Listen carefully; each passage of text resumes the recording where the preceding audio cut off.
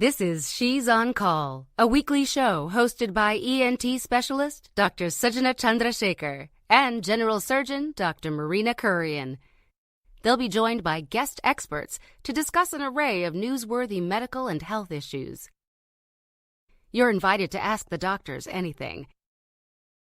The physicians and their guests' views are their own and do not represent any institution. Please contact your doctor for any personal questions.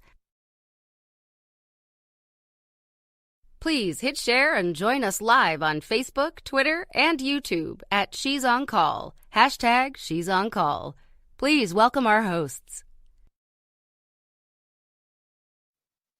Good morning. I'm Dr. Sujana Chandrasekhar. I'm an ear, nose, and throat surgeon with a specialty in ears in New York City and New Jersey. And I'm Marina Kurian. I'm a general surgeon, and I do minimally invasive surgery as well as weight loss surgery in New York City. I love when you throw in the ears part. I'm like, so people come to see you and they're like, it's my nose. I'm like, I don't know what that is. Not today, sir. We have a great show today. We're going to be talking about diabetes and diet and nutrition. We have incredible guests on today. Dr. Joanna Miragaya is an endocrinologist and PhD in nutrition science in Atlanta, Georgia, and Rachel Lustgarten is a dietitian and co-host of the Primary Care Medicine Show on Dr. Radio on Sirius XM, and she's based in New York City. So we have a lot to discuss with them. Marina, diabetes is a really prevalent condition, right? So diabetes and prediabetes affect about 100 million people just in the U.S. and over 422 million people worldwide. So it is really a disease, a common disease, and something that needs, to be addressed on a global level. And we're going to talk to our guests in a little bit about the difference between type 1 and type 2, in case people are confused, type 1 and type 2 diabetes, and what are some of the best ways to treat it, to eat, because nutrition is so critical, and also what medications that we can give for those diseases. So it'll be a great hour ahead. I'm excited to talk to both of them. And then remember for our viewers that if you like what you're hearing, or if you think someone needs to know about diabetes and nutrition, because who doesn't, share on Facebook, retweet us on Twitter, and we're also on YouTube. So you can share and tag your friends. And on Mondays from 2 to 3, we are broadcast on WBAI 99.5 FM in New York City and WBAI.org around the world. But first, let's get to the news, Marina. Yep. So, big news. The vaccine, it's a-coming, right? So the Pfizer vaccine was just officially approved on Friday evening by the FDA. So that's really great news. And this is the Pfizer vaccine is a 2-dose vaccine, and it's being shipped. We're getting a lot of doses, but understand, like it says, like millions of doses, but then each person needs to get 2 of them. And it's quite a strategy. It is really there's been talk about how it's the biggest logistical rollout of any national health policy in actually globally, right? It's quite a to-do to try and get it into the hands of the population. And it's already been rolled out in the UK. Right. So the first person who got it outside of a trial, the Pfizer vaccine, was a 90-year-old woman named Margaret Keenan in England. And the second person who got it in England was a fellow named William Shakespeare, which I thought was very interesting. But of course, these are not the first 2 people to get the vaccine. The vaccine has been in exhaustive clinical trials. Thousands, tens of thousands of people have gotten the vaccine already, including the show's very dear friend, Dr. Valerie Fitzhugh, who is a pathologist at Rutgers, New Jersey Medical School, and her Twitter handle is @DRFNA. So at Dr. FNA, which stands for fine needle aspiration. But she actually did an amazing Twitter thread about her experience particularly as an African American woman getting the vaccine and how it felt each time. And I learned a lot just reading her thread. Well, so if you guys want to know the thing about the vaccine trials that are still ongoing right now, you can either get the vaccine or a placebo. And the testing before and after is pretty rigorous. And then they want to follow you out for up to 2 years. And I was like, hey, I want the vaccine. Like, I understand the concept of getting the placebo so that you have a control group. But as a healthcare person, and I applaud Valerie for doing it, she doesn't know if she got the placebo or the vaccine itself. So it's interesting, and it's definitely a Twitter thread to check out. And again, as Sujana said, it's so important to include groups that represent our society. And so having African Americans and Hispanics in these studies is very important, as well as older age groups and even children.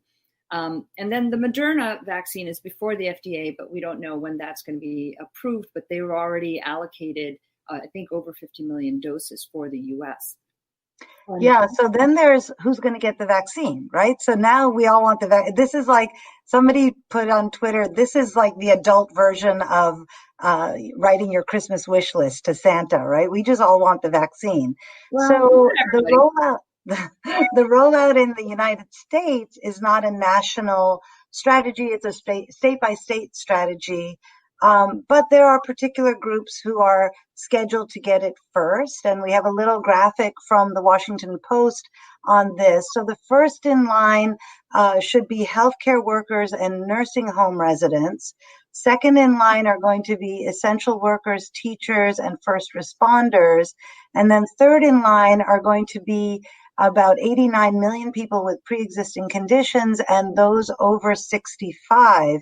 Now, the vaccine is approved in people age 16 or older, and we have about 250 million people age 16 or older in the United States. Over the next several weeks, we expect batches of 30,000 to 100, maybe 200,000 vaccines. Each vaccine is complete when you've had two. So you need two shots, either 3 weeks apart for Pfizer or 4 weeks apart for Moderna, to be vaccinated. So this is a long rollout. So this does not mean we forego our masks and our distancing and our hand washing. Right, absolutely. The other thing is, for public health policy, as I said earlier, when you were saying we all want the vaccine, not everybody wants the vaccine. People want to kind of see what happens. They want other people to go first. And as I said to my friend, I'll be your huckleberry. I will get that. I will get that vaccine first and detail, what issues there are. Dr. Fauci, who's world respected, is planning on taking the vaccine in public, or so that people can see what happens and demystify sort of the process. And then, and I'm sure that other people will as well, other celebrities, et cetera. It's Dr. Fauci is a celebrity after all, Absolutely. Dr. Fauci, all of the living former presidents of the United States have said they'll get the vaccine publicly. Francis Collins, who's the head of the National Institutes of Health. This is not rushed, but it has been expedited. But I think the science is real. I think you had a funny story that you found about a different vaccine. Well, okay, so the Sputnik vaccine, I didn't know if we'd have time today, but the Sputnik is the Russian vaccine, which, we don't know a lot about, but there was a New York Post article on it, which said basically that the Russian government was like, get the vaccine, but you can't drink for 2 months because obviously that can affect your immune system. And that's going to be tough because, Russia's like fourth country in the world in terms of alcohol consumption. But they also said when you're getting the vaccine, which and this is for 42 days, which is 6 weeks, right? That you have to continue to do all the social distancing, hand washing, face masks, et cetera, that we've already been doing. And that's actually true of when you get the vaccine. We should just be safe. And one other reason that I thought it was interesting to put that up is because we don't know a lot about the Russian Sputnik vaccine, but we do know a lot about Moderna vaccine, the Pfizer vaccine, the Oxford vaccine as well, because of the transparency in the reporting of their data, which I think is so critical to really allaying the public's fears about getting the vaccine and what common side effects could there be and how effective it is. And I think that is, again, one of the great things about this global outreach that we've had because of the pandemic. You know, we've been sharing so much data that there are no curtains, there's nothing to hide behind. You know, it's very right. transparent. Well, one of our viewers, Kedar Ramanathan, says, what do you think is the chance that most people who want the vaccine in the U.S. will actually be vaccinated by June? And looking at what is being said by the current administration and the incoming administration, they expect 100 million vaccinations in the first 100 days of the Biden presidency. So, I think that we will be well on our way by June and certainly by the end of the summer with just about everybody vaccinated who wants a vaccine and can be vaccinated. And we really hope most people want a vaccine.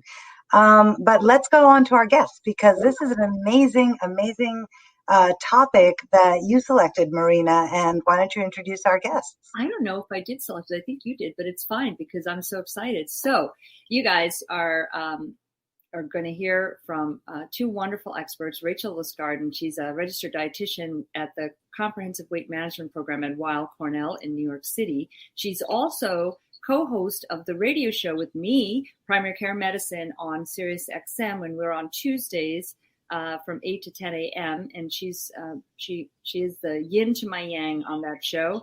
And then Dr. Joanna Miragaya, who is an endocrinologist in Atlanta, Georgia. Her PhD is in foods and nutrition, and as well, she participates in the internal medicine residency program, I believe, at Emory. So we're so excited to have you guys. Come on, welcome.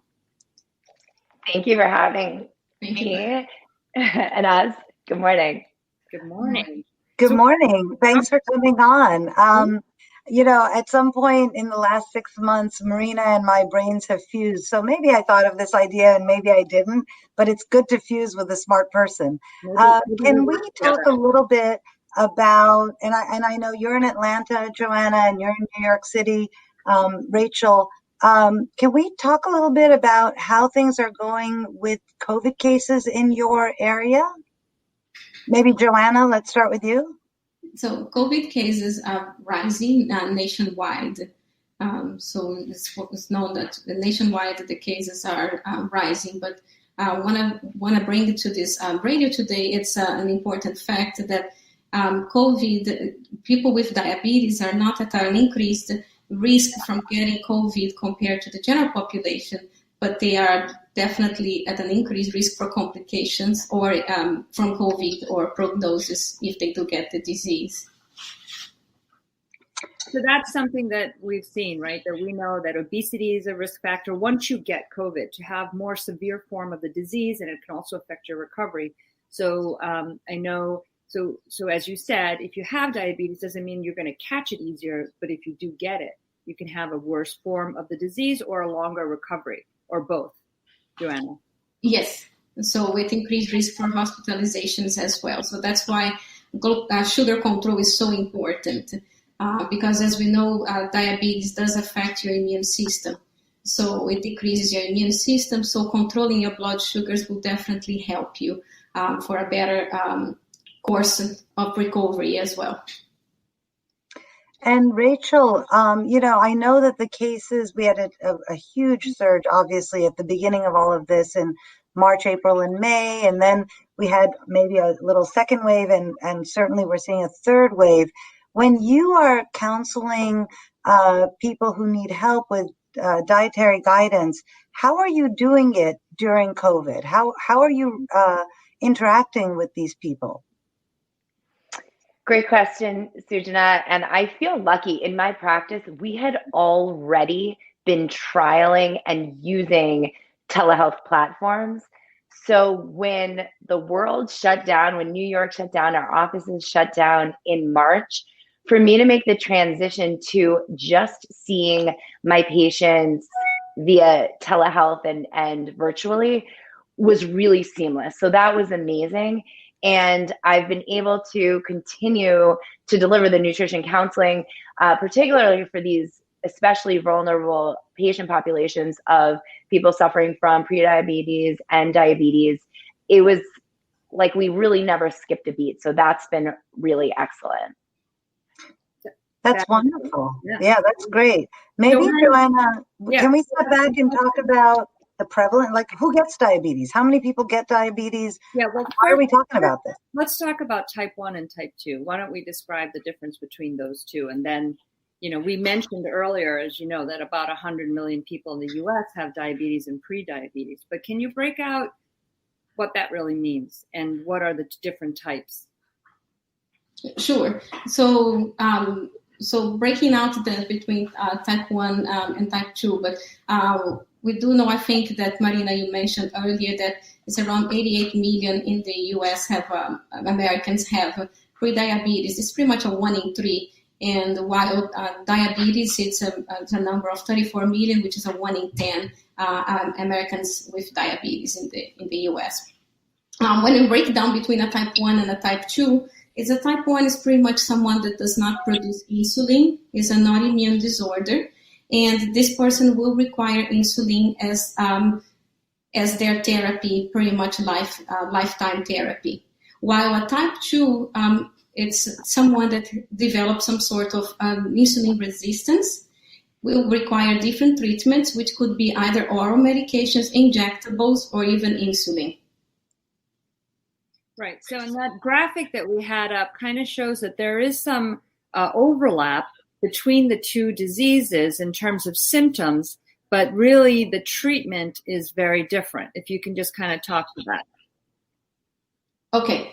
So the differences, so in terms of complications, they both carry the same complications, cardiac complications of an uncontrolled diabetes or cardiac, renal, or any organ complication of uncontrolled blood sugars. In terms of symptoms, they might vary or they might be very similar on the first stage. It all depends on how uncontrolled your blood sugars were when you compare the two of them for initial symptoms of the disease. In terms of treatment, and again, with touch base, it's just the type 1 is just completely depletion of your insulin secretion. So you do need the insulin therapy for type 1 patients. While the type 2, they can vary quite significant, but oral medications can help insulin, or there are other sources of injectable that are actually not insulin. And both of them, they do require lifestyle modifications, but also for type 2, lifestyle modifications is very, very important to decrease the insulin resistance. And with type 1, Joanna, kids get it, adults or adolescents, late adolescents can get it. Like I remember one of my classmates in college had all the signs. She was drinking a lot, she was peeing a lot, she had lost weight. And then when she went home for like one of our breaks in college, she was diagnosed with type 1 diabetes. And there's some discussion that perhaps it's hereditary, but there's also discussion that this can come from a viral illness, right? That's how maybe kids get it. They get like an adenovirus or something. There are certain proteins in the pancreas that then the body's like, oh, this is bad protein, I'm going to attack it. And so it can be an autoimmune attack on the beta cells, which are the ones that create insulin in the pancreas. Sure, there is. So the idea is it's not completely understood the process on how someone can develop. We do know it's an autoimmune, and it seems that some environmental changes, such as a viral infection, can promote or induce the type 1 diabetes. But again, there's also the genetic component and several other components that are not well understood yet. So even though type 1 is less prevalent than type 2. As Marina was saying, a lot of times this is diagnosed in children and adolescents. And I remember my very dear friend's son, suddenly, his temperament changed. He had this drinking all the time, urinating all the time, being so tired, but being so kind of frazzled. And eventually she actually made the diagnosis.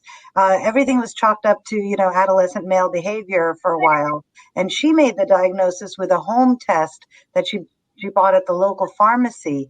But one of the things that I realized, you can study all you want in medical school, but it's really interesting when somebody personal to you has it, is that they really had to change the diet completely. And I think that's something, Rachel, it actually initially made no sense to me. They were told to buy packaged goods so they could really count the nutrients in the goods so that then they could learn how to prepare foods at home. So what kind of counseling do you give with initial diagnosis of either type 1 or type 2 diabetes? Well, Rachel, yes. That's a symposium question for you. But you know what I did? But like, where do I start? I love the question, and I have so many things to say about it. I know. Well, look at this though. When you Google, first of all, I want the world to know that Google loves me. So when I ask Google something, it tells me immediately. It's so good, right? So we have a slide I put in best diet for diabetes, okay? Because that's what you're supposed to tell us, Rachel. So our slide shows all of these books.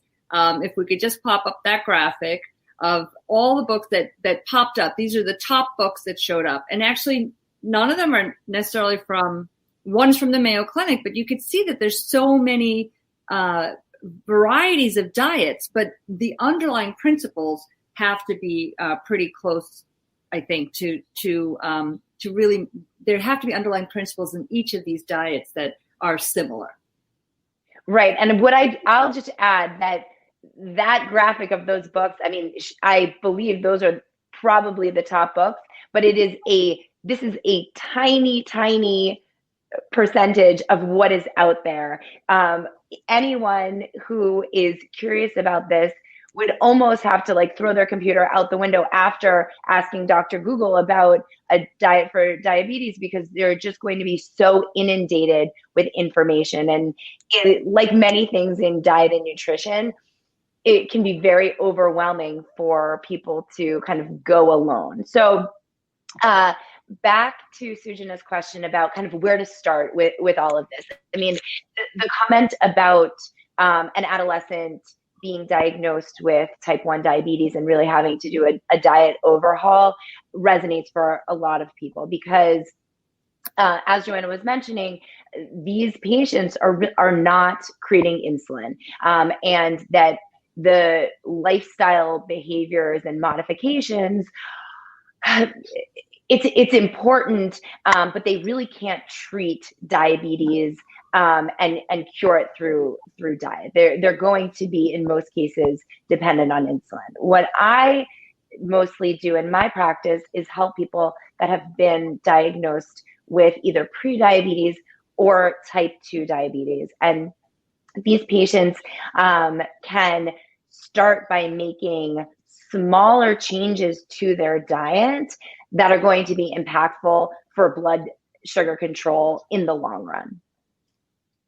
Right. So, we have a comment from Susan Pizanitsky. I hope I got that right. Chandrasekhar should be able to pronounce Pizanitsky, who's from Stuyvesant Town in New York City, where I grew up. So, hey, go Stuyvesant Town. And she said that she got a diagnosis as pre-diabetic and then had a lot of low-carb diet type of control. So maybe before we go to Rachel about the diet, can we talk, Joanna, about what is pre-diabetes, what is diabetes, and what does hemoglobin A1C mean? Sure. I'm only asking the simple questions today.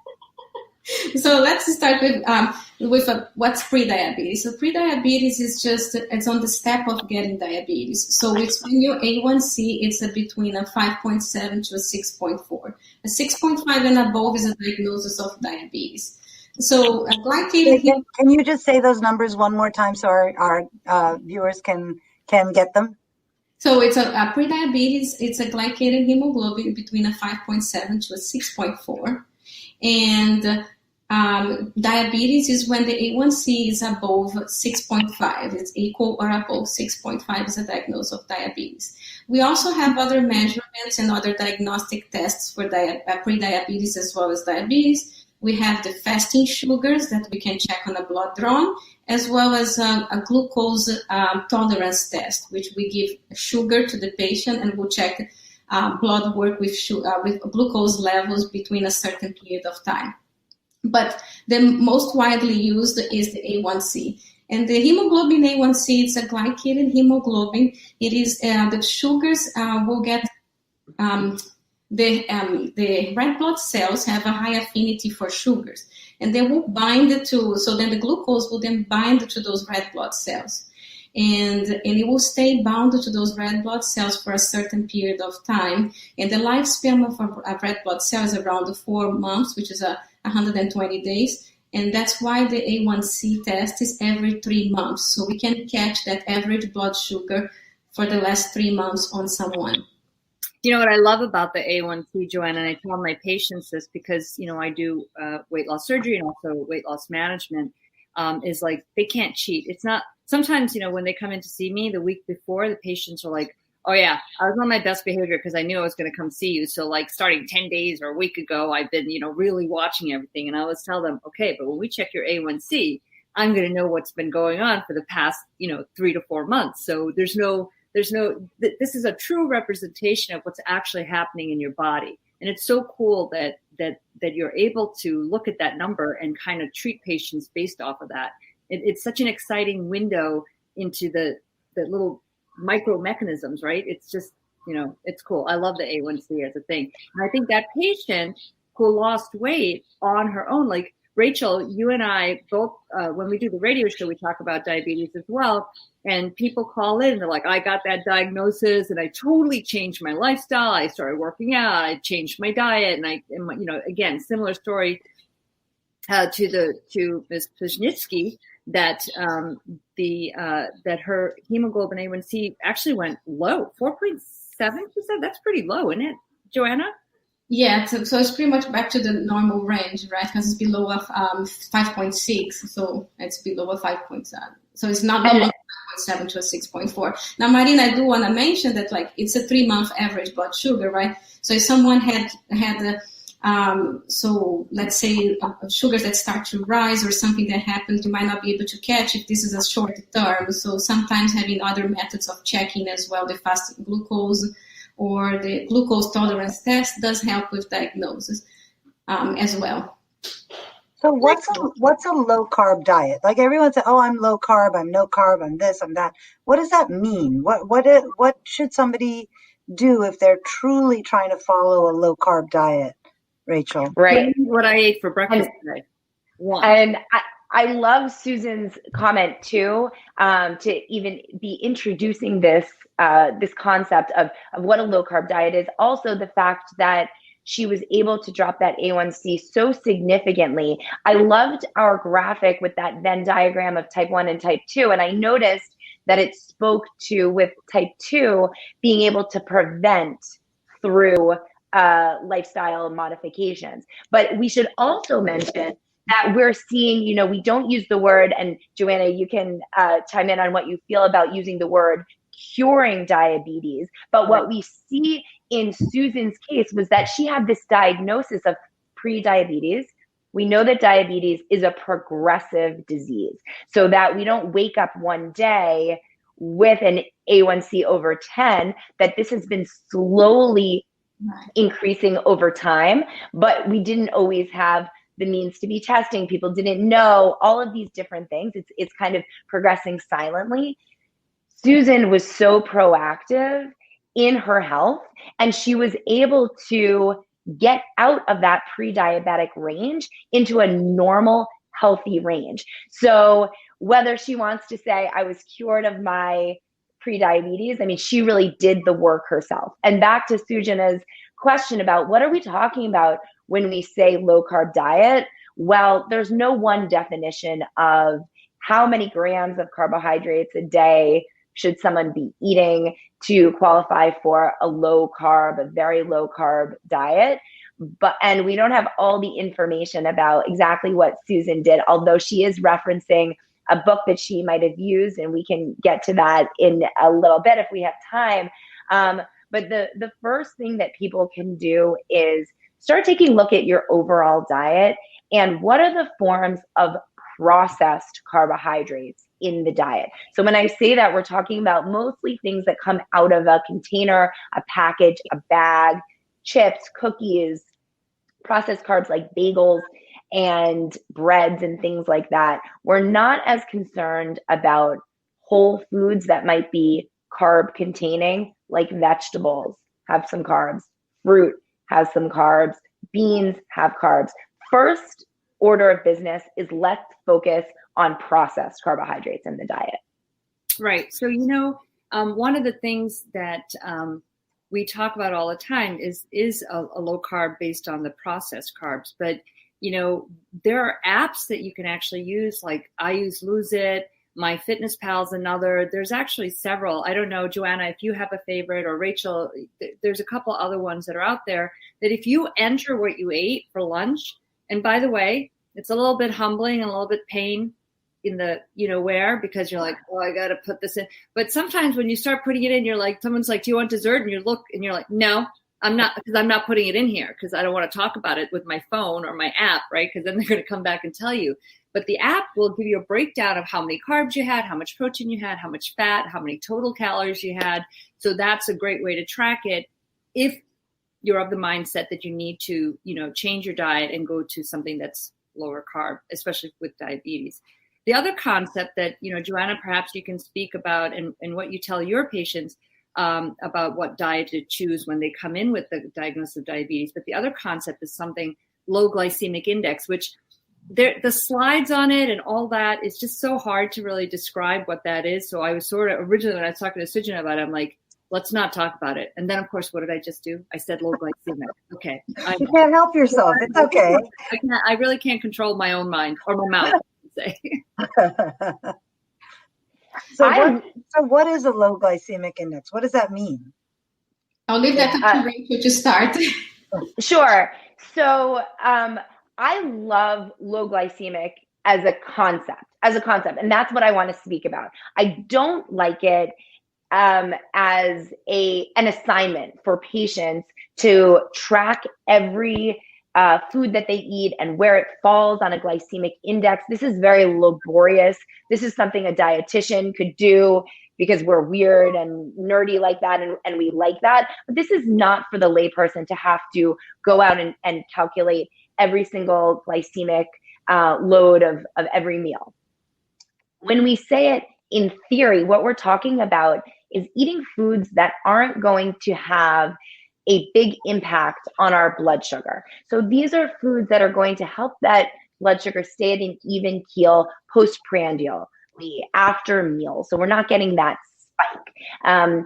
So these are foods that are slowly digested, that are lower in carbohydrate and have perhaps some protein, some fat that can slow down the absorption of the carbohydrate. Mostly whole foods that are minimally processed. So again, the concepts of low carbohydrate and low glycemic are really not that different. The foods that I was mentioning before, fruit, vegetables, mostly vegetables as opposed to the fruit, beans, nuts, lean protein choices are excellent for diabetes. So fish, white meat, chicken, vegetarian protein sources as well, all fall into the lower glycemic category. So thank you so much. We have people watching from all over. Cinzia Achille is watching from Italy, so thank you for watching us. Arthur Haubenstock is watching from LA, I think, and he actually asked why children aren't getting the vaccine. And I'm just going to answer that question because it hasn't been tested in children. And the concept being that children may be transmitted to each other more readily, but adults get sicker, which is why we're starting with adults, Art. So let's see what happens with that. Avani Yadav asked us, is diabetes more common in women? And Joanna, maybe we'll ask you to answer that question. So diabetes, the prevalence is more in the adult population as a type 2, and it's more common after the age of 20. years old. Honestly, I'm not so sure about the ratio right now. I would have to just look it up about the ratio, but it's very prevalent in adult population for type 2 diabetes in the U.S. You know, and worldwide, if you look at Southeast Asia, you know, we look at certain body mass index or level of obesity and say, okay, you have like a 20% chance of getting diabetes. In Southeast Asia, the weight, it can be in the overweight range, and we see a significant amount of diabetes. So around the world, it is different. And Joanna, also in this country, in the Hispanic population, they have a higher incidence, I believe, of type 2 diabetes. Yes, it's a higher incidence of type 2 diabetes in Hispanic population, Hispanic Americans, Asian Americans, as well as Native Americans and African Americans compared to the non-Hispanic whites. So all those ethnicity plays a significant role as well in the prevalence of diabetes.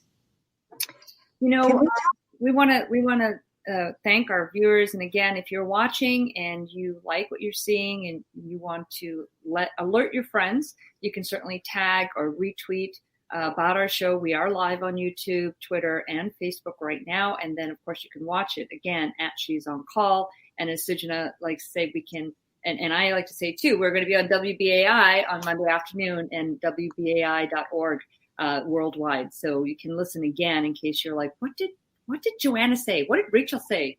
Probably not what Marina said. That's not what definitely not what I said. Definitely Suju. Whatever Suju says, that's the way we run She's on Call. We're like, whatever Suju says. It's the older sister problem in me, really. Yeah. Exactly. You know, I have to say, Joanna, before we get to metformin, which is very interesting to me, and other treatments, I want to say that the glucose tolerance test is disgusting. So most of us have taken it when we're pregnant, and we're eating like super healthy, drinking milk, like watching everything, blah, blah. And then they shove either like Coke syrup or jelly beans at us and draw some blood, and it's gross. No, it was a liquid. It was like this horrible flavored liquid, right? Oh, I had an orange drink I had to drink. I would have had jelly beans. Where was that? You got jelly beans? I had 4 pregnancies, so I've been through the gamut of gross syrups and gross jelly beans. So what does the glucose tolerance test do? And what does it show us? And who do you order it on? So you order for people that you still suspect that they have some sort of insulin resistance, despite the A1C not being completely reliable. And you also order definitely for all pregnant patients. Because you want to detect gestational diabetes and treat because of the complications related to gestational diabetes to the mother as well as the baby. So that's why the test is so important. Can we talk a little bit about how we talked about you're definitely going to, you know, if you want to change your lifestyle and address your nutrition, you can impact the diabetes. But is there a number, like, would you say that, you know, if you lost 10% of your total body weight, like, so you weigh 180, if you lost 18 to 20 pounds, is there a way to measure whether that would significantly improve the diabetes? From what I remember in med school, it was always like, if you lose 10%, it's going to improve your blood pressure and your cholesterol, and it's going to improve diabetes about, you know, it'll drop the blood sugar X amount. So is there a percentage that you guys look at when people when you're encouraging people to lose weight and say, listen, if you lose 20 pounds right now, this will probably put you into what we say, not diabetes cure, but diabetes remission? Right. There is. So one of the biggest trials that we had, it was the Diabetes Prevention Program trial that looked into that and looked about lifestyle modifications and how much weight loss. So the idea you're definitely right. You're definitely right. Is around 10% of your body weight for a loss to increase the risk for remission of diabetes. But also the other factors that play a role is for how long have you had diabetes and what's your residual function of your pancreas as well. And of course, patients that already are, and we're talking about type 2 patients, but if they already are on insulin therapy, perhaps they will need more than only 10%. So it needs to be a little bit individualized as well. But the idea is around 10% of your weight.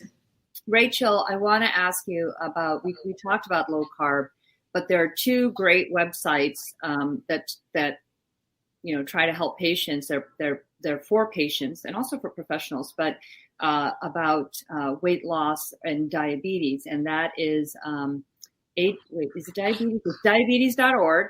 And then my other favorite one that Rachel and I always talk about on the show is eatright.org.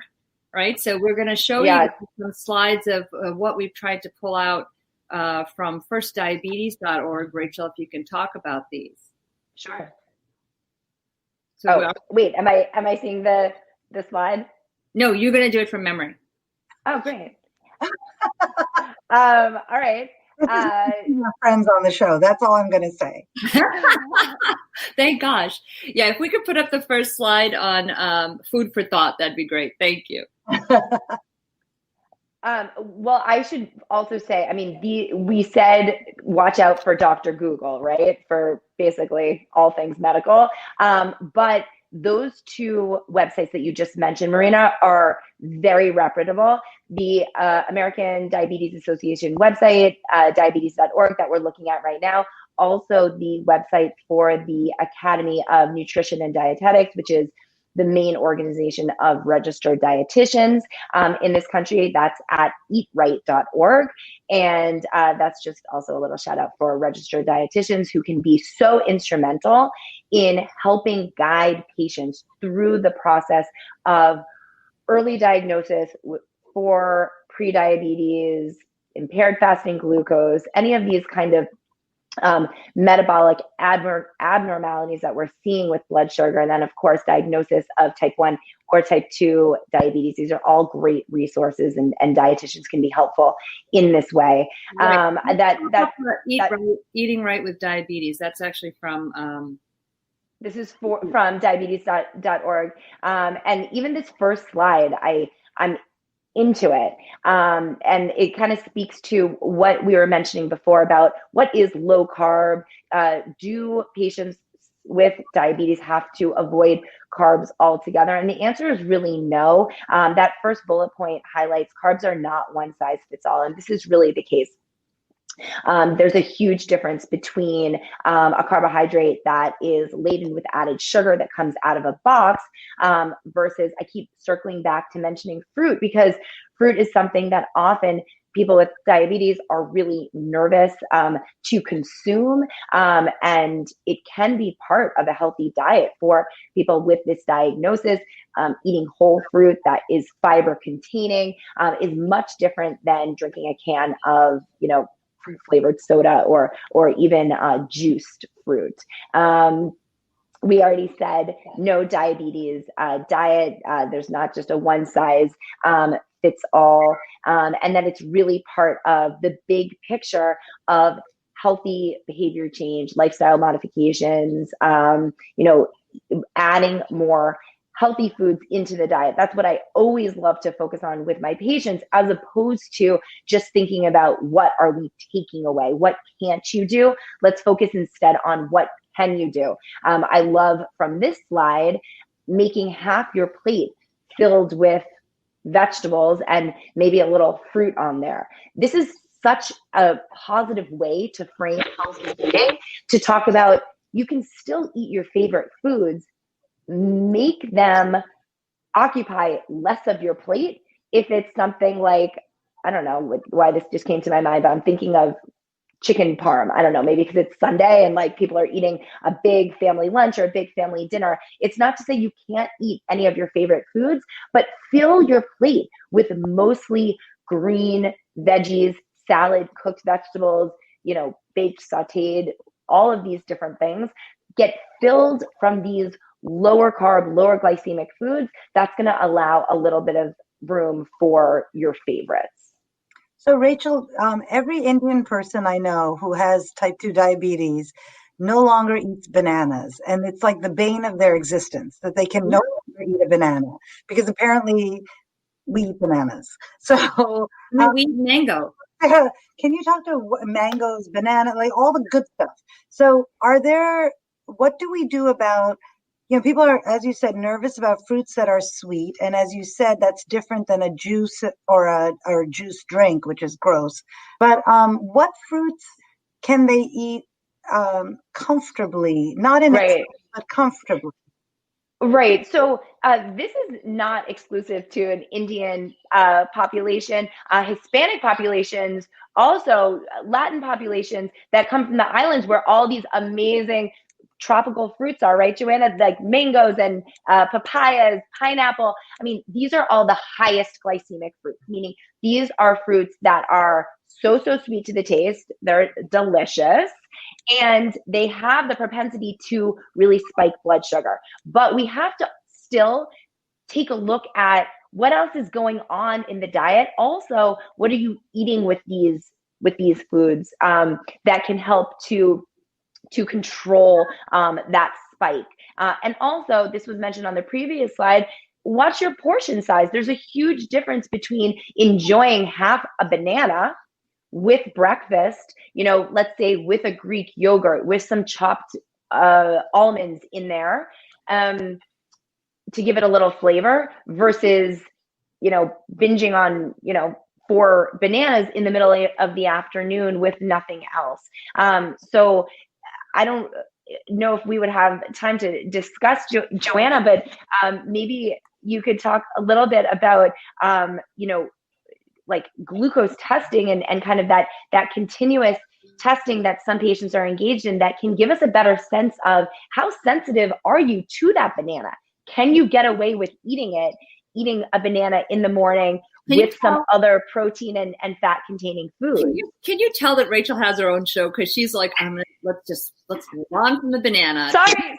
No, but actually I don't want to move on from the banana because I love a banana. I mean, first of all, it comes like in its own packaging, like its own on the go packaging. Like we can't completely throw bananas to the wayside. And this is something I hear all the time from my patients, that they're getting the message that they can't eat fruit at all because of their diabetes.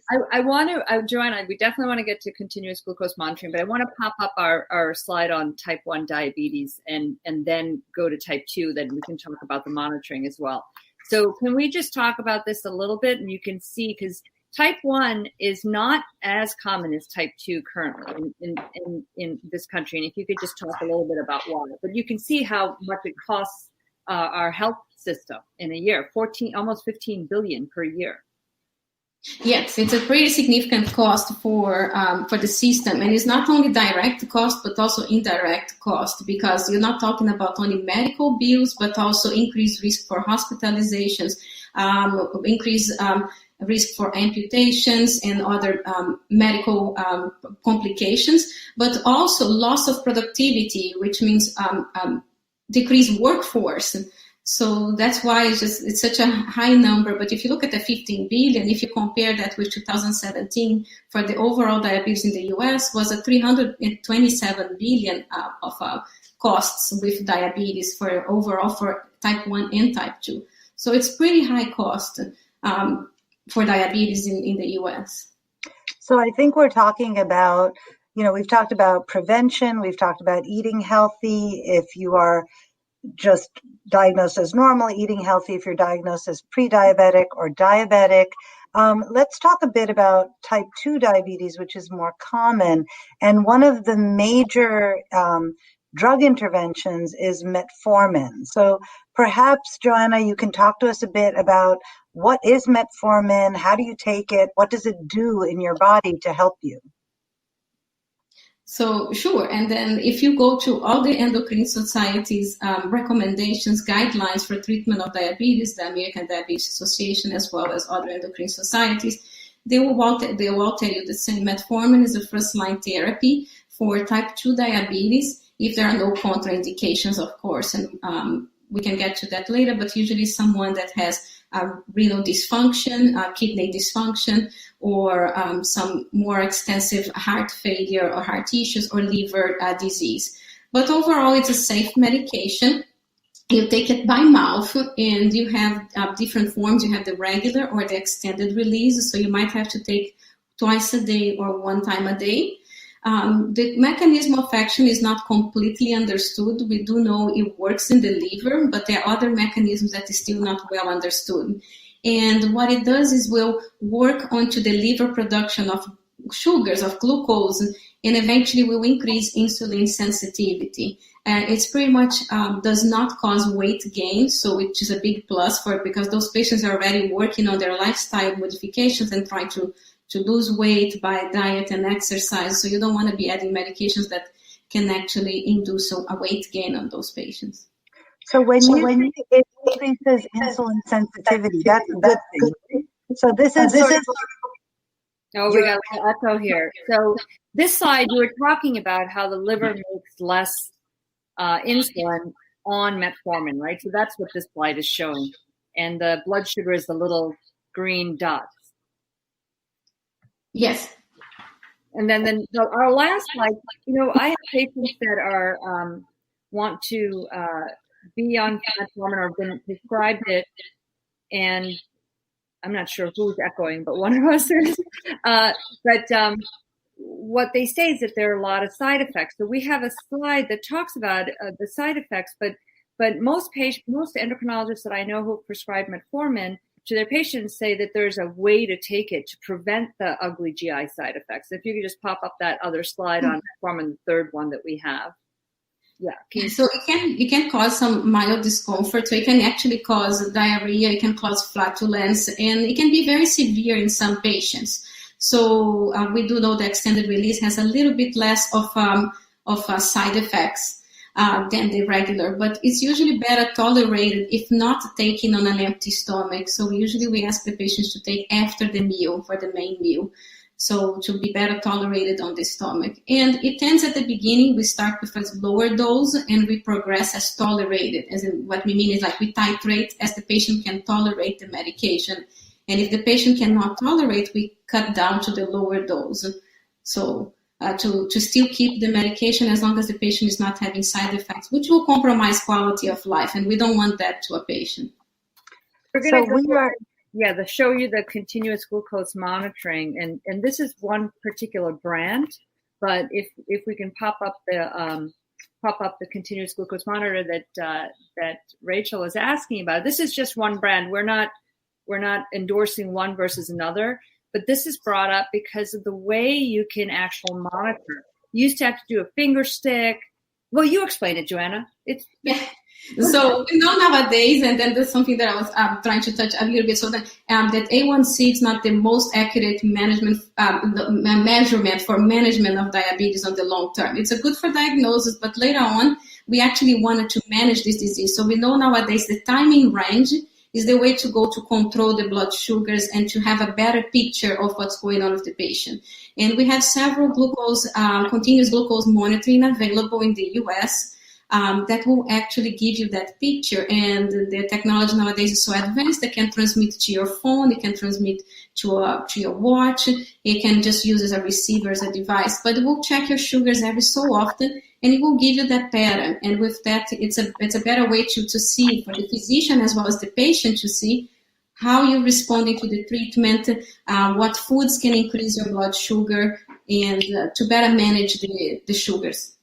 We also put up this insulin pump slide.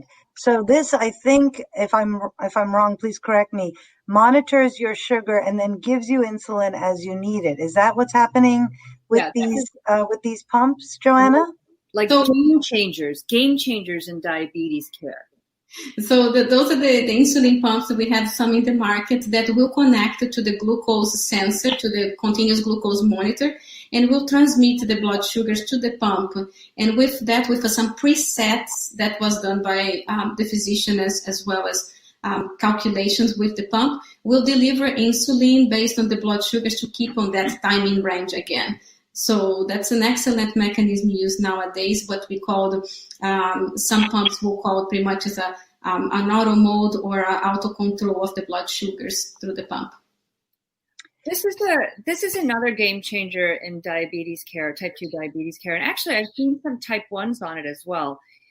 The GLP-1 glucagon-like peptide 1 is one of these gut hormones, and this is a drug that is a stimulant for the receptor. And I use it in weight loss actually a lot with my pre-diabetes and diabetes patients. But what we found when you put these patients on, and this drug has been around for 15 years or longer, Joanna? It has been in the market for a while. We have the newer ones that, and as you know, Marina, it got even approved for higher doses of some of them for weight loss reduction. So the two newer ones in the market got approved as well for a weight loss reduction. So it's a great class of drug that not only will improve diabetes by increasing your satiety and making you lose weight, but also we know nowadays that there are several cardiorenal benefits of those medications. What I mean by cardiorenal is it does help with your heart and your kidneys with some people that already have complications of the diabetes in the heart or the kidneys. So those new drugs of medications as well as other oral medications carry those benefits for some patients that already have complications. And the GLP-1s, I'm just going to name some names. It's like Byetta, Bydureon, the other, there's liraglutide, which is Victoza, and the higher dose, which we talked about for weight loss, is called Saxenda. And then the newest one on the market is semaglutide, which comes as a pill and also is available as a shot. And they, I've talked to other endocrinologists, and we've talked about, right, Rachel, on our show, like, sure, start the metformin, but then also take a GLP-1 agonist, because it's really going to help and maximize the weight loss and improve the A1C. And we love that. There was one other thing that we wanted to talk about because we're running out of time. And Rachel, go. Intermittent fasting and keto diet. Good for diabetics or not? In our time left, I'm going to say, if you're newly diagnosed and you're looking to make some healthy changes, I would say don't latch on to these more extreme approaches. What we really want for our patients is to make changes to their diet and lifestyle that are going to be lasting, that are going to stay with them, so that they're going to be able to see those results, see that 3-month blood sugar average from the A1C go down and then continue to go down, to see that weight go down and continue to go down. What we sometimes see with these approaches that are a little more fad diety or much more extreme or rigorous is that people stick with it for a certain amount of time and then aren't able to stay with it in the long term. And for clinicians working in this space, Joanna, you can chime in, that can be really frustrating, both for the clinician, but also for the patient. So we want people to have results and keep those results. There's a nephrologist, we are talking to Dr. Jason Fung, who's been an advocate of this whole concept of intermittent fasting, where you don't eat, the most common form is that you only eat over 8 hours, so from 11 to 7 or 12 to 8. That's what Rachel calls the New York intermittent fast, right? New York, yep. 12 to 8. People want to push it like 1 to 9. Yeah. My patients, I'm like, no. Think what's happening in Spain. They're like, we're going to do it from 3 to 1 a.m., like, very Euro. Yeah. So intermittent fasting. So the website, I always forget, Dr. Jason Fung is a nephrologist who's actually put out some great videos. It's a great website. And it is, dietdoctor.com. Is that what he changed it?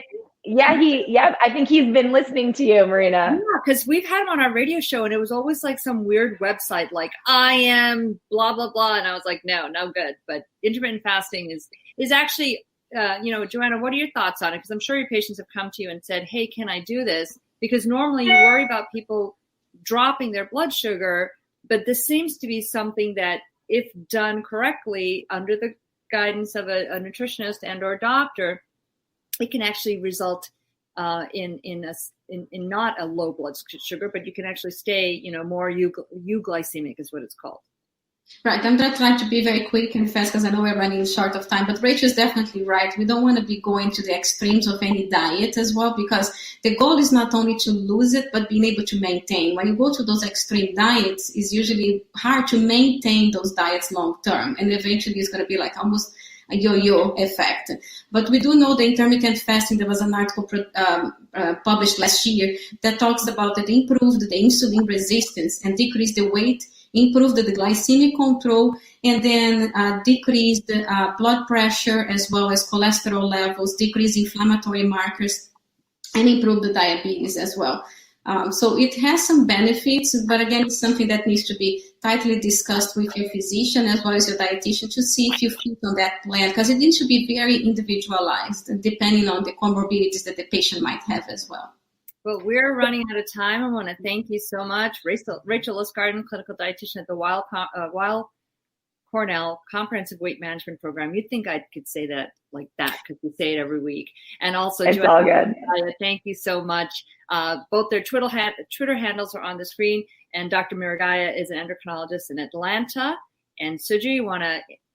Yeah, thank you guys so much. Next week, which is our last show of 2020, will be on epidemiology and emergency medicine, and we'll be having Dr. Teresa Chappell, who is an epidemiologist and public health geek, who's working on COVID-19 and racial disparities in that disease, as well as maternal morbidity, and Dr. Lauren Shawn, who is an emergency department physician and toxicologist, also fighting for equity in healthcare. We started our show 6 months ago with COVID, and we're going to end this year with a full COVID episode. So please join us. And thank you so much to our producers, without whom we could not make this happen. Have a great week, everybody. Bye-bye.